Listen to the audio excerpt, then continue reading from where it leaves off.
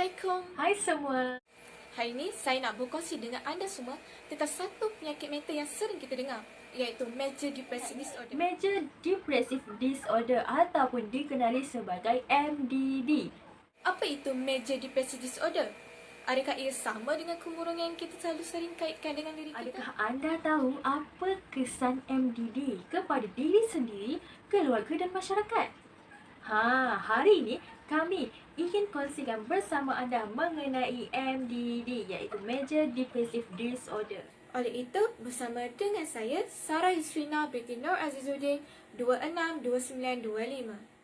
Wan Zaini Atikah binti Wan Muhammad Samawi, 263485 dari jurusan Pengurusan Kerja Sosial Universiti Utara Malaysia UUM.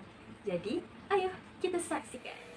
Pada masa kini, isu yang berkaitan dengan masalah dalam kesihatan mental tidak sepatutnya menjadi isu individu saja, tetapi perlu menjadi isu sejagat yang harus diambil berat dan dicakna oleh kita semua. Dahulu, isu ini kurang diwar-warkan, terutamanya di negara kita Malaysia. Namun kini, ia berbeza. Kadang-kadang kita hanya akan mengetahui tentang tahap kesihatan mental seseorang apabila individu yang mengalaminya bertindak di luar jangkaan atau melakukan suatu perkara yang boleh merangkut nyawa mereka sendiri. Masalah dalam kesihatan mental ini boleh dialami oleh sesiapa sahaja, tidak kira kanak-kanak, remaja, dewasa maupun orang tua. Definisi dan juga konsep dalam kesihatan mental. Apa itu kesihatan mental? Menurut kepada Pertubuhan Kesihatan Dunia, kesihatan mental merupakan kesejahteraan individu di mana individu itu berkebolehan untuk mengetahui keupayaan diri mereka sendiri, mampu produktif kepada persekitaran dan juga menyumbang kepada masyarakat mereka. Dan seterusnya, kesihatan mental ini juga berkait rapat dengan pengawalan selia terhadap emosi dan juga kognitif serta berkait rapat dengan fikiran serta perasaan seseorang dalam menghadapi situasi tertentu dan juga tekanan kehidupan yang normal dalam kehidupan seharian mereka. Seterusnya adalah konsep dalam kesihatan mental. Apa itu konsep dalam kesihatan mental? Apa itu yang dimaksudkan dengan masalah dalam kesihatan mental? Masalah dalam kesihatan mental ini boleh dihadapi oleh sesiapa sahaja yang normal kerana tidak semua orang akan berada dalam situasi yang baik pada sepanjang masa. Namun pada masa sama mereka masih lagi boleh berfungsi kepada masyarakat dan juga mampu keluar daripada masalah dan situasi tersebut setelah situasi atau masalah itu telah selesai. Ini berbeza dengan seseorang individu yang mempunyai penyakit mental.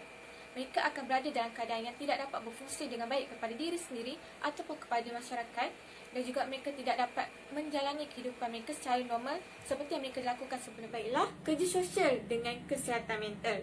Sebenarnya, fungsi perkhidmatan kerja sosial dan kesihatan mental ini adalah bertujuan untuk menguruskan kefungsian daripada segi psikososial individu, keluarga dan juga komuniti. Namun begitu, peranan pekerja sosial klinikal ataupun pekerja sosial dengan kesihatan mental di Malaysia ini masih kurang dan kabur jika dibandingkan dengan peranannya di luar negara seperti di Amerika Syarikat yang telah mendapat seji pengiktirafan daripada ACSW ataupun National Association of Social Work Academy of Certified Social Workers. 2017, Mental Health in Malaysia ada menyatakan bahawa 1 daripada 5 orang masyarakat menghidap Major Depressive Disorder ataupun MDD. Seramai 17.7% adalah dari kalangan wanita dan 18.9% adalah dari kalangan lelaki. Hasil ini diambil daripada ujian DAS Scoring 21. Apa itu MDD? MDD ialah apabila seseorang mengalami perasaan sedih yang berterusan untuk jangka masa yang panjang. Maka mereka mungkin mengalami gangguan mood ataupun perasaan seperti gangguan kemurungan utama atau dalam bahasa Inggerisnya adalah Major Depressive Disorder, iaitu MDD. MDD juga disebut sebagai kemurungan klinikal di mana ia adalah satu keadaan perubatan yang signifikan yang boleh mempengaruhi banyak bidang dalam hidup seseorang. Ia mempengaruhi perasaan dan juga tingkah laku serta pelbagai fungsi fizikal seperti kurang selera makan, keadaan tidur yang terganggu dan juga kehilangan berat badan yang berturut-turut. Bagaimana diagnosis MDD ini dikesan? Pesakit akan ditanya oleh doktor ataupun psikiatris berkaitan dengan soalan tertentu dan diberikan borang soal selidik supaya mereka dapat menentukan dengan lebih baik jika pesakit itu mempunyai MDD ataupun diagnosis lain. Antara diagnosis MDD ialah gejala perlu berlaku dalam tempoh 2 minggu ataupun lebih. Sekurang-kurangnya satu gejala sama ada mood tertekan ataupun kehilangan minat ataupun keseronokan. Pesakit itu perlu mengalami 5 ataupun lebih gejala dalam tempoh 2 minggu. Yang seterusnya, berasa sedih ataupun cepat marah pada setiap hari. Kurang berminat dengan kebanyakan aktiviti yang anda suka lakukan seperti tidak minat untuk menonton televisyen ataupun movie. Tiba-tiba kehilangan berat badan ataupun berat badan meningkat dan juga hilang selera makan. Menghadapi masalah tidur ataupun ingin tidur yang berlebihan daripada biasa. Mempunyai perasaan yang gelisah, berasa letih yang luar biasa dan kekurangan tenaga.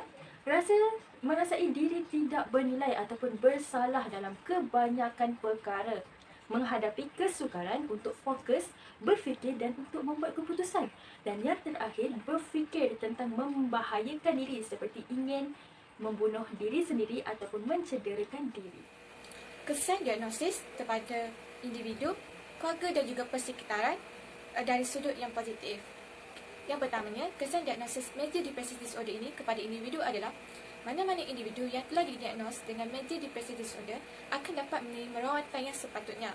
Hal ini kerana rawatan bagi setiap individu dan ubat-ubatan yang diberikan oleh psikiatris adalah berbeza mengikut tahap masing-masing. Meskipun individu-individu ini didiagnosis dengan satu penyakit yang sama, namun rawatan dan terapi yang diberikan adalah berbeza.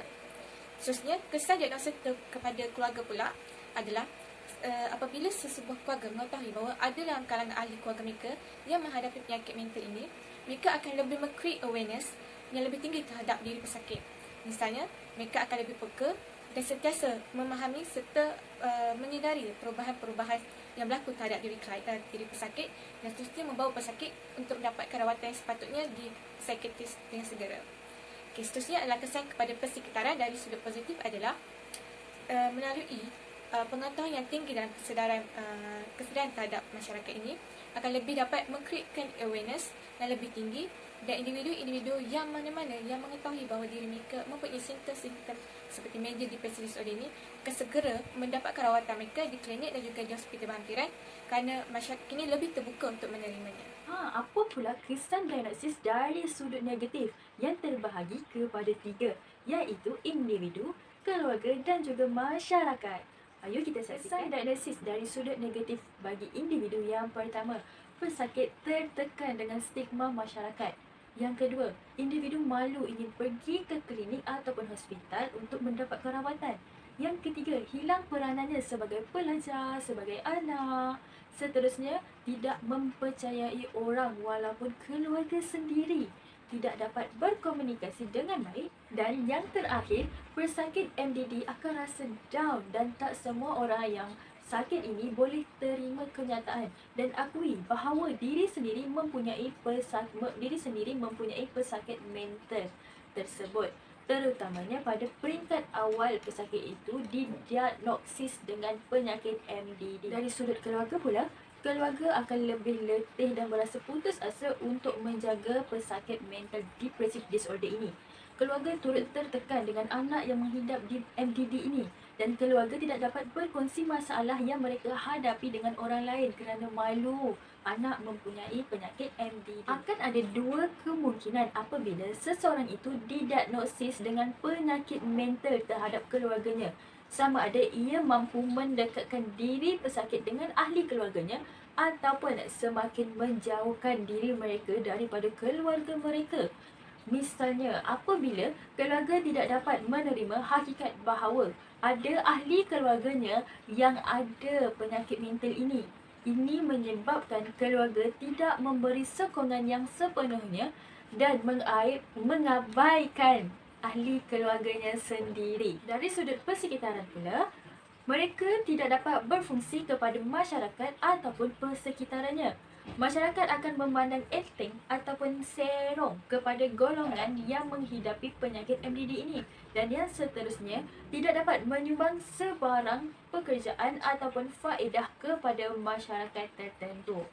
Antara intervensi di peringkat mikro yang dilakukan oleh pekerja sosial perubatan ataupun pekerja sosial klinikal kepada pesakit mental ini adalah yang pertamanya ialah dari segi kaedah psikoterapi yang melibatkan bantuan emosi dan juga bantuan advokasi.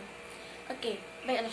Kaedah psikoterapi ini adalah melibatkan dan dikaitkan dengan tingkah laku, kognitif dan juga emosi pesakit. Bantuan emosi yang diberikan adalah berbentuk sokongan dan juga kaunseling, khidmat kaunseling. Melalui bantuan sokongan dan khidmat kaunseling ini, pekerja sosial akan membantu memberikan sokongan kepada klien agar terus bermotivasi untuk mendapatkan rawatan dan juga agar membantu klien untuk berfikiran positif untuk menghadapi penyakit mentalnya dan juga menghadapi stigma daripada masyarakat. Sokongan ini juga diberikan supaya klien ini akan lebih bermotivasi untuk terus mendapatkan rawatan dengan pihak psikiatris maupun psikologi, terutamanya dalam penerimaan ubat-ubatan agar kesihatan mental akan dapat dikawal dan dapat dibaik pulih meskipun tidak mampu sembuh sepenuhnya. Dan seterusnya adalah dari segi bentuk advokasi. Advokasi ini melibatkan pekerja sosial perubatan akan melakukan perbincangan bersama pasukan kesihatan mental, memberi sokongan, melakukan perbincangan bersama ahli keluarga dan juga masyarakat. Hal ini akan membantu ahli keluarga penjaga untuk meluahkan dan juga memberikan pendapat mereka tentang keadaan semasa pesakit dan juga keadaan dari segi keluarga itu sendiri. Ini akan membantu mengurangkan risiko penderaan, pengabaian, penganiayaan terhadap diri pesakitnya adalah dengan menggunakan terapi CBT atau Cognitive Behavioral Therapy. Baiklah, melalui terapi CBT ini ialah bermula daripada teori kognitif, di mana teori ini mengatakan bahawa pemikiran dan juga cara corak bentuk berfikir bagi seseorang yang menghadapi penyakit MDD ini adalah negatif, pesimis, malah turut berlaku distortion ataupun penyelewengan terhadap suatu perkara yang tertentu. Oleh itu, melalui terapi ini, pekerja sosial akan mengajar kliennya untuk menukar cara mereka berfikir daripada pemikiran yang tidak rasional tersebut kepada pemikiran yang lebih rasional. Pekerja sosial klinikal juga akan membantu klien untuk lebih memahami sifat pemikiran yang tidak rasional mereka. Meskipun ia mengambil masa yang agak sedikit lama, tetapi lama kelamaan ia akan membantu klien tersebut untuk berfikir dengan lebih positif dalam menghadapi penyakit mental itu. Intervensi di peringkat mezo pula, yang pertama adalah sudah semestinya intervensi kelompok yang membolehkan mereka yang mempunyai penyakit MDD ini untuk berkongsi perasaan mereka dengan orang yang mempunyai MDD yang sama. Sokongan kumpulan dan pandangan daripada rakan-rakan yang berbeza. Yang seterusnya adalah sokongan daripada orang sekeliling. Sokongan daripada kawan-kawan, iaitu yang lebih rapat jika dia tahu sahabatnya mempunyai MDD. Jadi rakan-rakan di sekelilingnya perlu sentiasa bertanya khabar, cuba mengajaknya keluar, bergembira, berseronok untuk mengurangkan gejala MDD ini. Dan seterusnya adalah sokongan dari keluarga. Keluarga jangan mengabaikan pesakit yang mempunyai MDD ini, kerana sekiranya keluarga mengabaikan, pesakit MDD ini akan berasa dirinya tidak penting lagi untuk keluarga. Jadi dia boleh berfikir untuk mencederakan diri mereka sendiri. Intervensi dari peringkat makro. Support program. Contohnya seperti Mental Illness Awareness and Support Association ataupun MIASA. Mereka merupakan satu pertubuhan yang membuat support program kepada mereka ataupun pesakit yang mempunyai MDD. Major Depressive Disorder bukanlah satu penyakit yang ringan dan mudah. Oleh itu, hentikan stigma anda dan jadilah masyarakat yang lebih berfikiran terbuka.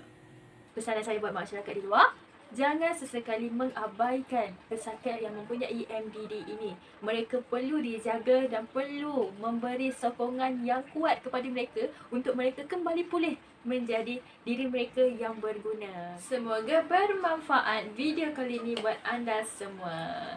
Sekian, terima kasih.